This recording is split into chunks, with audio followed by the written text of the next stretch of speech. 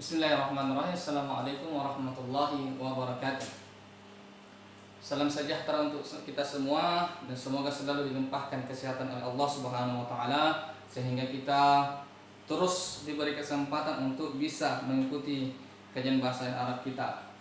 Dan insya Allah pada kesempatan ini kita lanjut pembahasan kita yang sebelumnya yakni anwa'ul khabar atau macam-macam khabar.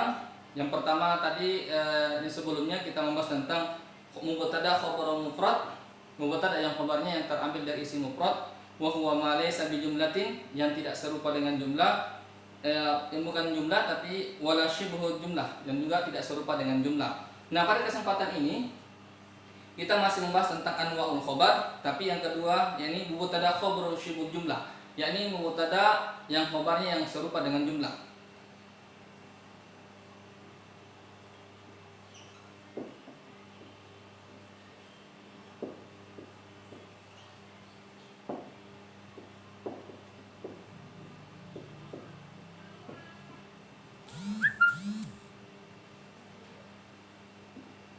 Sebagai contoh, masalah kita ini adalah mubtada khabaruhu syibhul jumlah.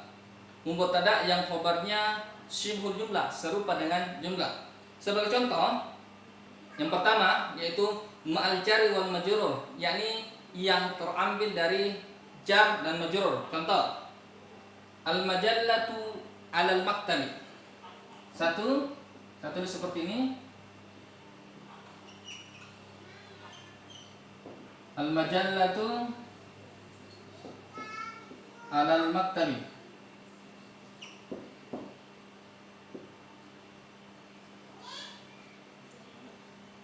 Kemudian yang kedua, ma'zarf yang terambil dari zarf. Sebagai contoh, al-jaraidu fawqa ad-dawlabi. Dua.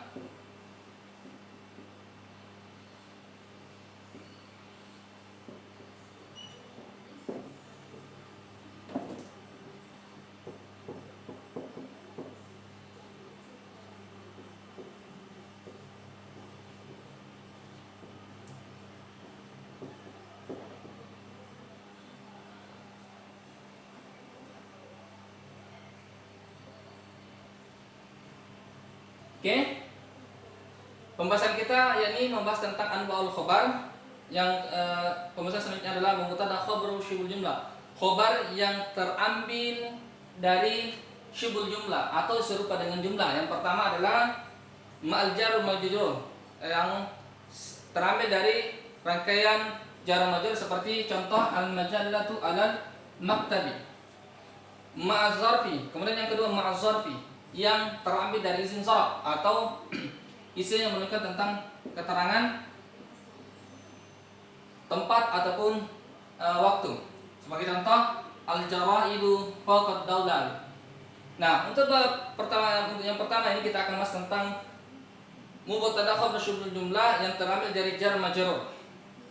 Nah, al-majallatu merupakan isim mufrad juga, kemudian di awalnya dia bergandengan dengan alif lam, yakni berarti dia masuk dalam kategori al-mubtada al-mu'allif bil alif wal lam, tetapi khabarnya terambil dari jumlah jar majrur. Nah, jar majrur yang pertama, kalau kita melihat ala ini adalah huruf jar, al-maktabi ini adalah majrur dengan huruf ala. Nah, kalau kita merinci kalimat tersebut di atas, maka rincian seperti ini. Al-majallatu adalah mubtada, sementara ala itu adalah huruf jar. Kalau kita merinci al-jar,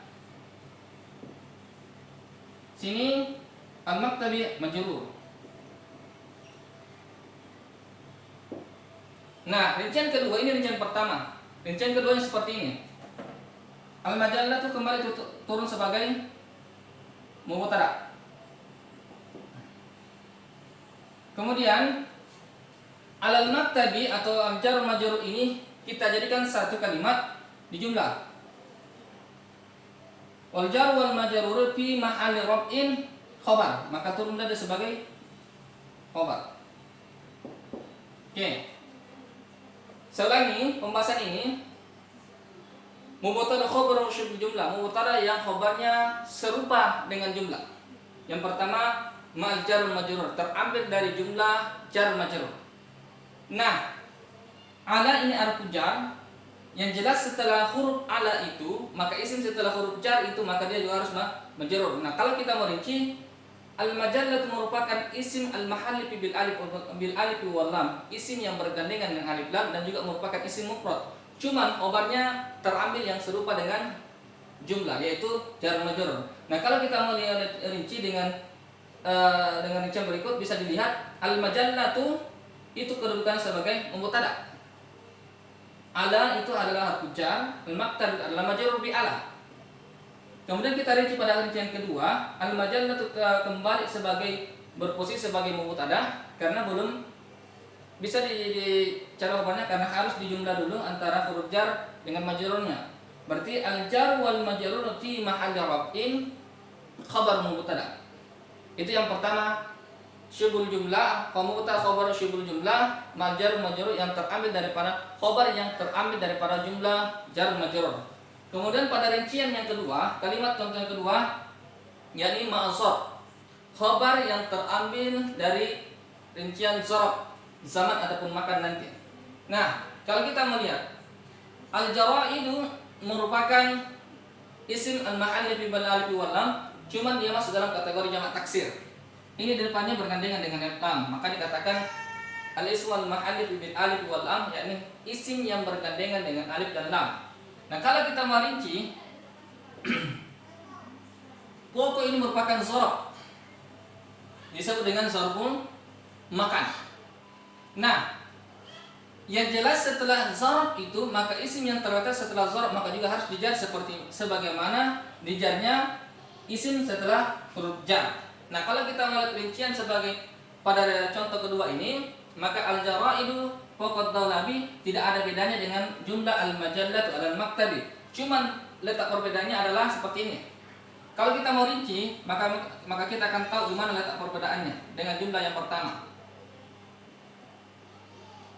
Al-jaraidu sebagaimana kedudukan al-majallatu, al-jaraidu juga kedudukannya adalah mubtada. Kenapa? Karena dia adalah isim yang bergandengan dengan alif lam di depan. Berarti al-jaraidu kedudukannya adalah mubtada. Foto zarbul zaman, zarbul makan, zarab. Dan isim yang terletak setelah zarab maka kedudukannya juga harus majrur. Oke, sebagaimana di jumlah pertama 2 kali rincian, maka pada contoh kedua ini kita akan rinci sebanyak 2 kali juga. Al-jaraidu turun kembali sebagai mubtada. Zarab kita jumlah, wa jumlatu min az-zarfi wal jar wal majruri fi mahalli raf'in juga. Kenapa fi mahalli raf'in? Karena pada dasarnya khabar harus diraf'a. Berarti wa jumlatu min az-zarfi wal majruri fi mahalli raf'in khabrul mubtada. Untuk lebih jelasnya, untuk pembahasan tentang anwa'ul khabar pada materi kedua ini, mubtada khabar syibul jumlah yang terambil dari jumlah jar majrur dengan zarf, dapat kita lihat pada buku Al-Arabiyah Al-Muyassarah, khususnya pada masih pada halaman 93.